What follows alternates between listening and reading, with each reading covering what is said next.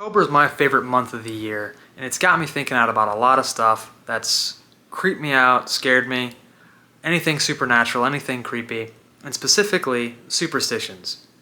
Superstitions are hilarious to me in a lot of ways because there's no real evidence for anything superstitious, but I feel like every single one of us have felt the effects of a superstition. Whether that's not knocking on wood and something bad happening, or when you spill salt, you still throw salt over your shoulder. There's many superstitions in the world, and I want to talk about a few today. Some really funny ones, honestly. Some classics, some funny ones. Find a penny, pick it up, all day long you'll have good luck. And people believe this only applies to heads up pennies. So if you have a heads up penny, then you find it, then it'll give you good luck. And if you find one facing downwards or tails up, then it's bad luck and you shouldn't take it with you. Also, I always find these funny because when you check it out, they say you'll have good luck for the rest of the day if you find a heads up. But if you find it tails, they just say you'll have bad luck. Like, do you have bad luck for the rest of your life or the day? It's kind of vague. Like they always like vague on it. Like, some people also believe that pennies are a sort of, like, have you ever heard the term? I'm sure some of you have heard the term, like pennies from heaven, and it's sort of like a family member is messaging you or contacting you, which I thought was interesting. I'd heard the phrase pennies from heaven, but I never actually known what that meant. Also, pennies are typically considered lucky because picking them up back in the day, it was good to find. It was lucky to find pennies. I mean, you probably think about when's the last time you picked up $1 off the ground? I remember the last time I found a $20 bill on the ground. It was crazy. It was like the craziest thing ever. I hadn't found cash on the ground in years, and that's probably how it was back in the day with coins, because they were so much more valuable back then. Now people don't care. People drop change in the ground and they'd rather leave it there than spend the effort to pick it up. The thing about pennies I think is interesting is that if you find a heads up penny and you turn it over, like you find a tails up penny and you turn it over, the idea is you don't pick it up, but you pass luck on to the next person who picks it up, which I think is a really sweet idea, and that you're denying your own luck and displacing your own misfortune, and you are giving the next person, you're doubling it and giving it to the next person essentially, which I think is really nice sentiment. There is another sentiment though, however, that picking up any penny, period, is good luck, because this is more the philosophy I ascribe by, is these are little blessings you find throughout the day, even though how small it is. If you find it and don't essentially pick it up, in my book, if you find it and don't pick it up, then you're sort of denying yourself a mini gift or a mini blessing, some people might say. So I always find it good to pick up spare change I find on the ground, and it'll go in my coin bank and then never actually go into my wallet ever. But another really fun superstition that I feel is a more southern-based thing, a lot of people have never heard of this one, and it's painting the underside of a porch ceiling haint blue. I heard this one from, well, both my dad and my mom. Both are from the South. Painting the underside of a ceiling haint blue is designed to keep evil spirits away. I suppose the old legend goes that spirits can't cross. A haint is like a haunt. It's another way of saying like a haunt, like a ghost. So ghosts couldn't cross bodies of water, so they'd onto your porch, and they would look up. I guess spirits look up, maybe to check to make sure they're not being watched. And they'd look up and they'd see the blue ceiling, and they'd go, I can't cross water, and they would turn around and go the other way. So that's the idea. The other idea is that wasps think it's the sky. The colors are very light blue. And a good example is it's a color similar to the sky. Wasps, which are a menace down here in the South, they don't want to land on something they think is the sky, because they think it's the sky, so they don't land on it, and they don't build nests on your porch. That is 100% not true. I have seen many wasp nests on many haint blue painted porches. I think it's completely fictitious. I don't buy that. Keeping out spirits, we'll see. I've never been in a haunted house that has a porch painted that color, so I'm just saying it's not evidence. But another one coming from the South is cardinals. If you see a cardinal, it is believed that it is a long-lost relative coming to see you. And I think this one's really sweet. I've always loved seeing cardinals out in the wild. Cardinals are extremely pretty birds. And seeing one and imagining that it's one of your lost relatives coming to see you is really, really sweet, really touching to think about just a relative coming to visit you. A lot of the superstitions I've come across are, interestingly enough, they're always about evil spirits or like family members coming back to see you. It's pretty much always that. Nothing really else to that one particularly, but a nice thought about it. Another one I like a lot, classic, absolute, just like if you had to put it on the Mount Rushmore of superstitions, it would be breaking a mirror and it giving you 7 years of bad luck. Breaking a mirror has really ancient origins to it, and it's about, I guess, it's about disrespecting, they believed it was disrespecting the gods to break a mirror.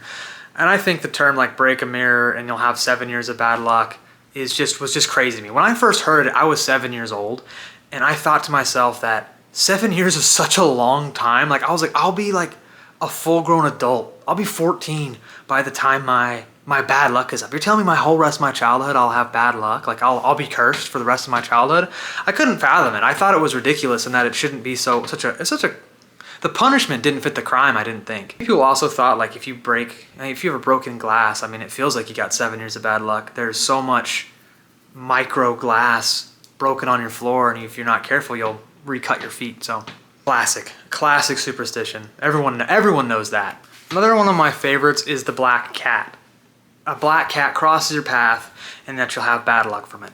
I think a black cat is like the prettiest cat in the world, but I'm not gonna lie, I've had several different black cats at different points in my life cross my path either directly on foot or in a vehicle. Look at that guy. Oh my gosh. Look at him, how cute he is.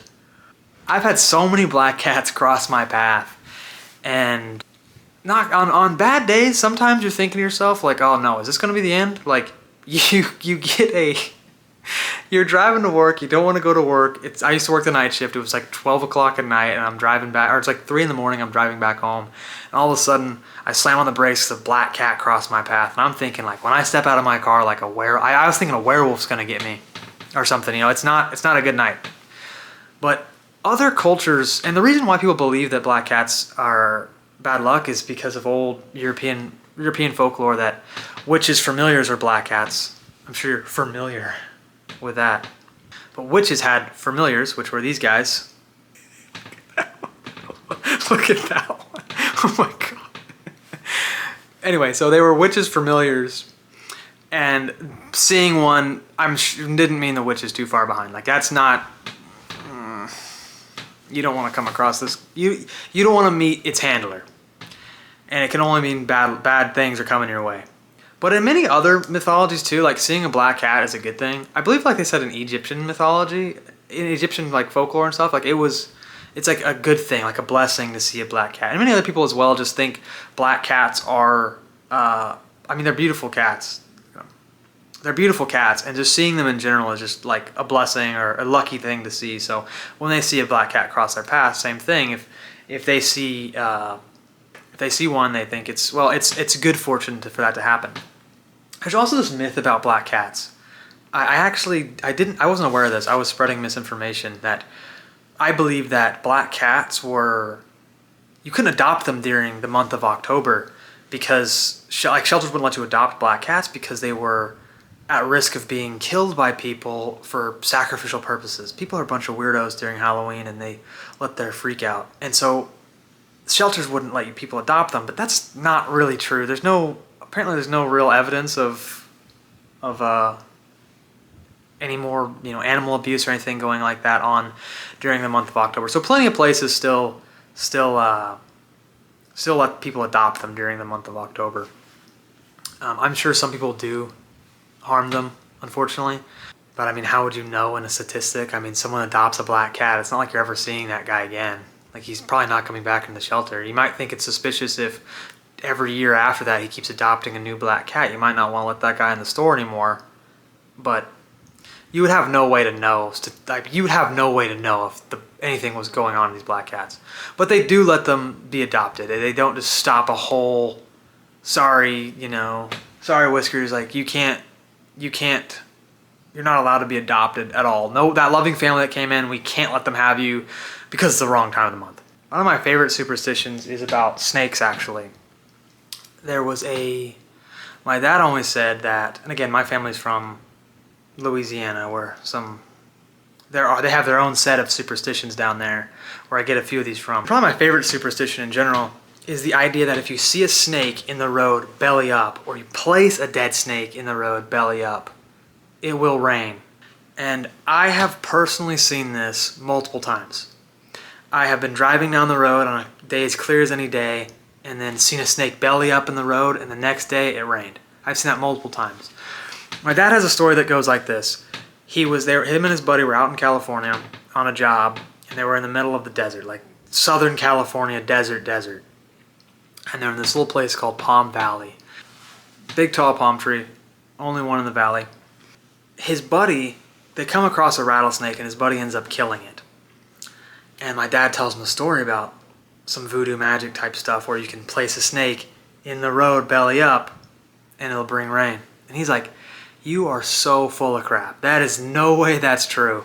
And lo and behold, my dad takes a snake, he places it in the road. And he's like, it never rains here ever. You think it's gonna rain? The next day it rained, I think, a couple inches of rain, and it was like a thunderstorm, and lightning struck that palm tree and tore it down. And he was like, I have no idea. He's like, I have no idea what you did, but he was a believer after that. And from my own experience, I've seen it happen multiple times. I'm not sure if that's so much a superstition as a spell. Maybe that's just a spell. That might just be a hex of some kind. I hope not. That would make my dad a warlock. Another superstition that I always thought was really funny was actually one I got from my friend was, you ever just stand there and your whole body goes, you get that chill that runs over your entire body and you think like, what was that? I used to think it was some sort of like danger, like, I'm not completely safe here, or, something like that. I wasn't sure what it was. Just like a body reaction. Sometimes your body just full body shiver. And one time I was working, and my friend across from me, he saw me I was talking to him, and he saw me shudder. And he goes, a rabbit ran over your grave. And I said, what are you talking about? He goes, a rabbit ran over your grave. I was like, what? He said, whenever you get that shudder in your body, that means wherever you're going to be buried in the future, something just crossed over the ground where your body will rest after you're gone. And I was like, oh, that is the coolest thing I've ever heard. There's not much more to it. I just thought it was extremely cool, kind of superstition explanation for why your body does that sometimes. This was the best I could do for a ladder.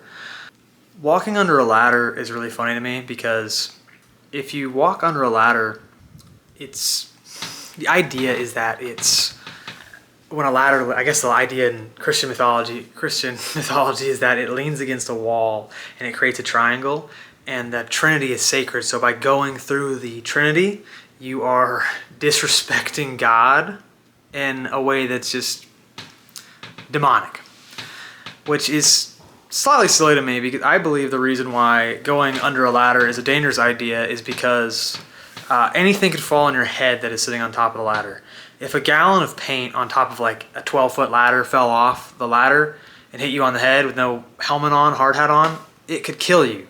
I mean, just look, it could easily kill you. If you ever seen a drill fall off a ladder, they never fall gracefully. They never just fall flat like this onto the ground. They always tumble like super dangerously. Like hammers, if a hammer falls off a ladder, I swear the hook is trying to stick into somebody. It never lands gracefully. So they're just super dangerous to walk under. In a more medieval context, that ladders were used to, I guess, bring people down from like the gallows and stuff. Like if someone was hanging up, they strung someone up, they would need to bring them back down. So they'd get the ladders and they'd bring the spirits back down with the bodies. And so I guess going under a ladder was a bad idea because you didn't want to bring evil spirits home. Again, more bringing evil spirits home. I think they just didn't know what a germ was. They couldn't see it with microscopes. They didn't know what they were bringing. They didn't know they were bringing back ticks and fleas back in their house. They just didn't have that ability to know what was going on. They were just getting hammered by random diseases, and we're like, it's a ghost. It's an evil spirit. So I think that's the reason. Another example of evil spirits entering your home is if you've ever seen the show Yellowstone, you know the cowboys won't put their hats on the bed. And that was the first time I had ever heard of that superstition. It's bad luck to put your hat on your bed. Again, the idea is that evil spirits live in the head, and if you put your hat on your bed, you're inviting evil spirits to lay with you at night, which, I mean, evil spirits, again, were everywhere. They were under ladders, they were cats, they were mirrors, they were everything. Everything was an evil spirit. Obviously, they were on your head, because where else would evil spirits rest? But on your head. And in your bed if you invited them in. Another evil spirit story, again, if you've probably heard this, especially if you live in the South. I've heard of this one. But of course I've heard of them. I've heard of all of these. If you have a rocking chair and you leave it rocking when you get out of the chair, again, the idea is it invites evil spirits in, and because evil spirits are absolutely everywhere. I don't know how that would work if you were under a Hank Blue roof, though. If your roof was painted Hank Blue, your ghost would probably go towards that chair and then get stopped in its tracks. So if you had a Hank Blue roof, I'm sure you could leave your rocking chair a rockin'. I wonder if when they have at the same concept of a rocking chair, I wonder if carousels, if there's any superstitions about if a carousel goes around and it doesn't have all the kids on it, if ghosts will catch onto the carousel and ride around the carousel. Maybe some people who work in carnivals can confirm that there are carousel ghosts or not. I suppose with superstitions, really it's just something you don't understand, and you're trying to explain what you don't understand. And these get passed down, and a lot of them are really fun. So why wouldn't you tell your kids, don't go under ladders because it's demonic, when you're just trying not to get a barrel to fall on their head? I mean, I would tell my kids that it was also demonic. I think that might work. A lot of it are just ways to explain phenomenon that happened in real life, or just fun stories to share around. Some of them people stand by. Some people say they'll always throw. If they spill salt, they'll secretly be like, I mean, I've knocked on wood many times just to clear the air, just in case. I don't really believe knocking on wood will help, but sometimes it just feels like it will. Maybe there's something more to it. Maybe there's nothing more to it. I kind of think that a lot of it's coincidence, a lot of it's chance, and a lot of it's just almost your own power to believe in something making it happen. If you believe there are evil spirits haunting your house, you probably think every creak, every groan of the house shifting is a ghost somewhere in your house. So believing in stepping on a crack and breaking your mother's back so you avoid all of them on the street, I still do. I still avoid all the cracks. I still try to, it's more of a game for myself, but I still avoid those cracks in the ground. I don't want to break any mirrors anytime soon. I do knock on wood, and sometimes I knock on wood. Sometimes you accidentally knock on that cheap IKEA crap, and you end up getting some bad luck for the rest of the day. It's not real wood. Be careful what you're knocking on. At the end of the day, superstitions are extremely fun to learn about. Every time I've ever heard a superstition, my imagination runs wild on the first people who must have come up with it, and how the story got spread around, and how it stayed in the culture for, centuries, sometimes like 1,000+ years. Some of these stories have stayed with us. So if you have any stories, any superstitions you personally live by, maybe you've created your own superstition, or maybe you have one that your grandma told you that you just live by, or you think is hilarious, please tell me. Please tell me to comment them below and share what you got. All right, thank you so much for watching. Like and subscribe, and I will see you next time.